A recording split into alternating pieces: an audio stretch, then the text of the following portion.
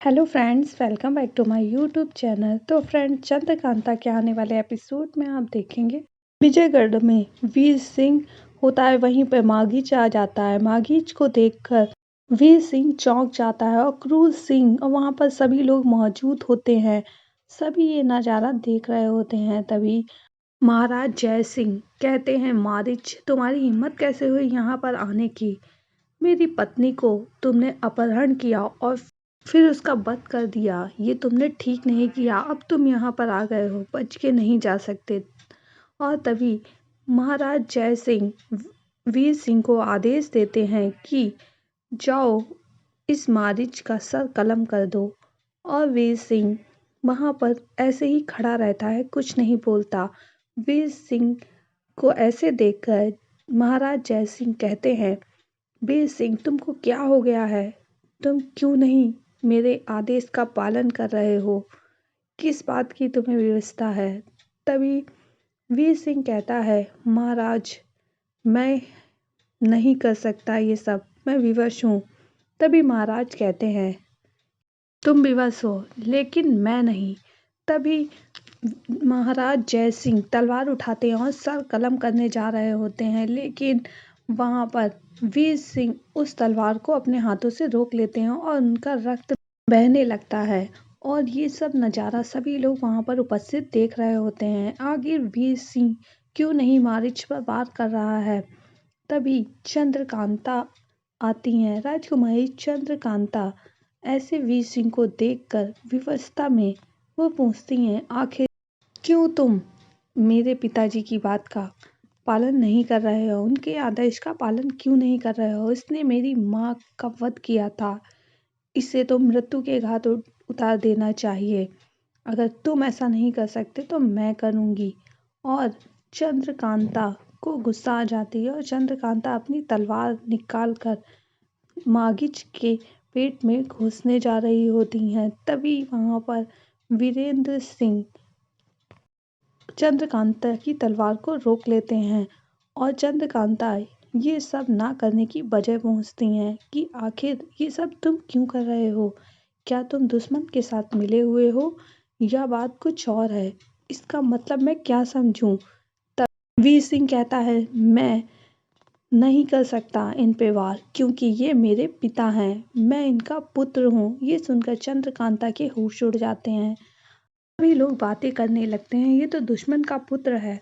और तभी मागीच कहते हैं, तुमने सही सुना, ये मेरा नौगढ़ का राजकुमार वीरेंद्र सिंह और खूंखारों का सेनापति, जिनसे सभी खूंखार डरते हैं और ये सभी का रक्त अपने माथे पे लगाता है। इनकी चर्चा तो तुमने सुनी ही होगी, वीरेंद्र सिंह की। वही मेरा पुत्र, खूंखारों का सेनापति राजकुमार वीरेंद्र सिंह। तभी राजकुमारी चंद्रकांता कहती हैं, क्या वीरेंद्र सिंह? तभी मागीच कहता है कि हाँ, खूंखारों का सेनापति, खूंखार नहीं, खूंखारों का सेनापति है। मागीच कहते हैं कि मैंने इसे एक कार्य से भेजा था यहाँ पर, लेकिन लगता है ये वो काम भूलकर बाकी कामों में उलझ गया। जरा मेरी तरफ देखो तो मुझे तुम्हारी बहुत याद आने लगी थी और तुमने कुछ बताया तक नहीं। जिस काम के लिए तुम्हें भेजा था वो काम अब तक हुआ क्यों नहीं? तभी वीरेंद्र सिंह सर उठाता और कहता है, नहीं। तभी मागीच कहता है कि तुम्हें किस बात ने रोक लिया, प्रेम ने या विवशता ने? और सबको बताओ तुम किस लिए यहाँ पर आए थे?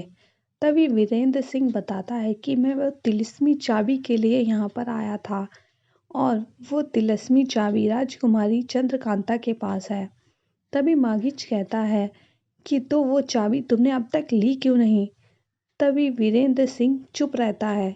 मागीच कहता है, इसे मैं प्रेम की विवशता समझूं या प्रेम समझूं, दोनों में से कुछ भी हो, तुम्हें साबित तो करना ही होगा, क्योंकि दोनों ही ठीक नहीं हैं।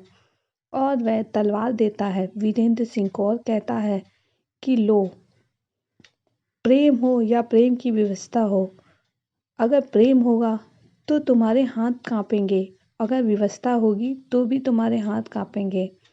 नहीं तो नहीं कापेंगे। तुम राजकुमारी चंद्रकांता का सर कलम कर दो।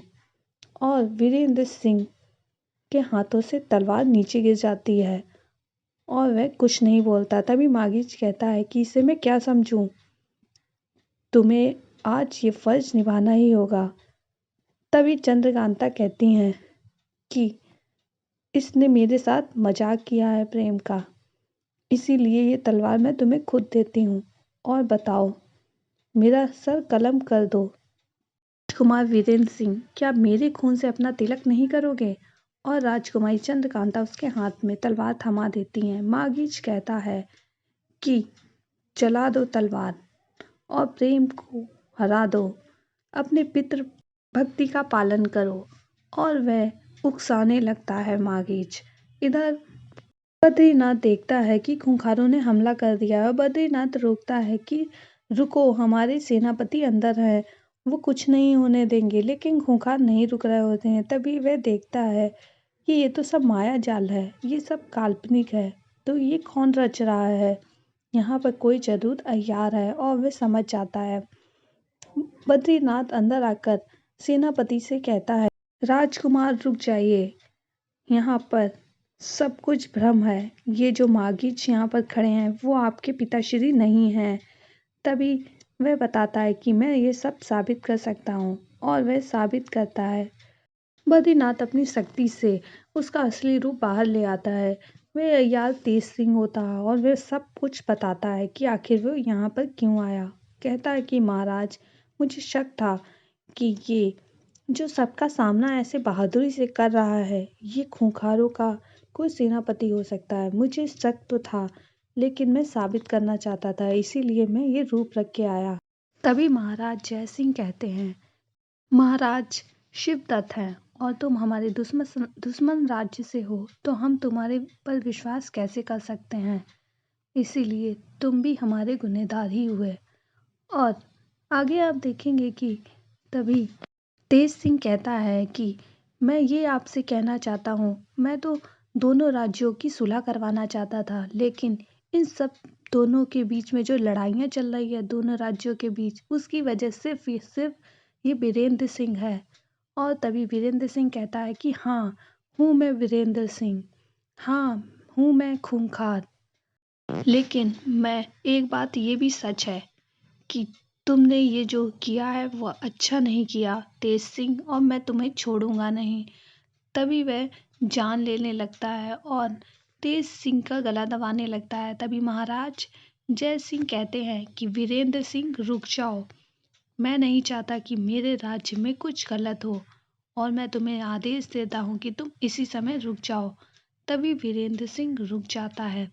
महाराज कहते हैं कि जो भी हो, इसे दंड तो मिलके ही रहेगा। वीरेंद्र सिंह को दंड तो दूंगा, मैं चाहूँ तो तुम्हें अभी फांसी दे सकता हूँ, लेकिन मैं सबको बताना चाहता हूँ और मैं सबके सामने तुम्हें और तुम्हारे साथियों को फांसी दूंगा।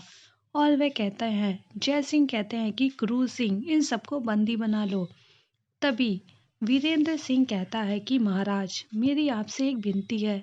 मैं मानता हूँ मैं इस सूरजगढ़ का और पूरे राज्य का, आप सबका गुनहगार हूँ, राजकुमारी चंद्रकांता का भी गुनहगार हूँ, लेकिन मैं आपसे एक विनती करना चाहता हूँ कि आप मेरे मित्र और उनके साथियों को छोड़ दें। उनका कोई कसूर नहीं है, उनको जाने दें। और लेकिन क्रूर सिंह कहता है कि इतना सब होने के बाद कदापि नहीं, इन सबको हम छोड़ सकते हैं। तभी महाराज कहते हैं कि क्रूर सिंह बिल्कुल सही कह रहा है, लेकिन तुमने हमारी राजकुमारी का आत्मसम्मान बचा के, उसकी रक्षा करके हम पे जो एहसान किया, उसका बदला हम जरूर चुकाएंगे और तुम्हारी विनती को हम स्वीकार करेंगे। इसीलिए तुम्हारे साथियों को हम छोड़ देते हैं और तुम्हें गिरफ्तार किया जाता है। तो फ्रेंड्स, वीडियो पसंद आई हो तो लाइक कर दें। अगर आप हमारे चैनल पे नए आए हो तो हमारे चैनल को सब्सक्राइब कर लें। ओके फ्रेंड्स, बाय बाय, फिर मिलते हैं नेक्स्ट वीडियो में।